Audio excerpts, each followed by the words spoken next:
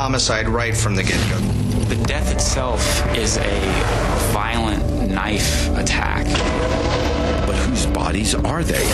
Because of the advanced decomposition of the bodies, it took some time to confirm the identities. The family members, they had concerns because they were wondering where William was.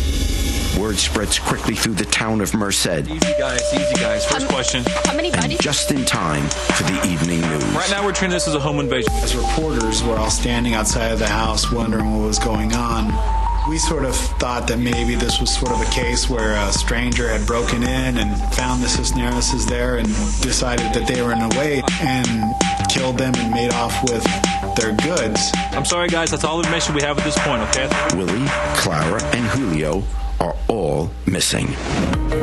Hey, I'll get over here. Police put out a watch on credit cards for both Willie and Clara. A charge to a grocery store. And that store's not too far from here. We should go see if they have any surveillance video. And they were able to see that at a grocery store in Southern California, a large amount of money had been spent on groceries on approximately September 3rd, which would have been within just a few days of what they figured the killings had occurred. Police hit pay dirt when scouring surveillance tape. Thankfully, they had video in the grocery store of Julio Bonilla buying groceries. It's hard to say this, but the bodies... Meanwhile, the coroner confirms the identity of the corpses. It's Clara and William Cisneros. My Willie? Yes. My brother? Anita and Petra have lost the beloved head of their family. It was pretty emotional. It was a hard day. Very, very hard day. It was bad. Sorry.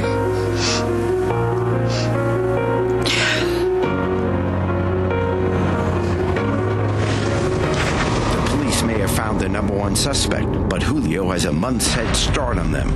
He could be anywhere. The lead turns up in California. When they did a further investigation looking at cell phone records and other records, it led them to the town of Victorville. Hale, pack your bags, man. We're going to Victorville.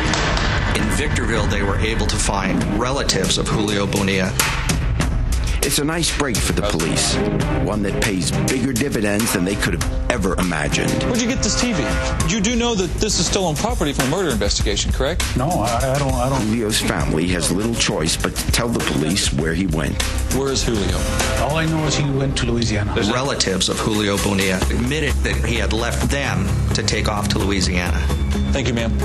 The sheriff's department tracked him to Louisiana and placed him under arrest. In short, Julio claims he was forced to come to America, forced to be Clara's sex slave, and ultimately forced to take another man's life. It's quite a story.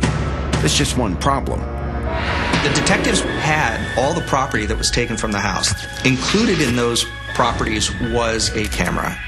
What the camera reveals immediately sinks Julio's sex slave story. They showed pictures of him where he's drinking tequila, he's having a good time, sort of partying. These were not pictures of somebody that was being held against his will. Sex slave, my...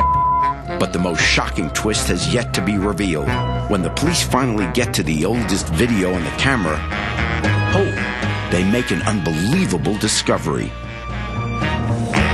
Detectives with the Merced County Sheriff's Department found out that Clara had traveled to Guadalajara and became married to another man.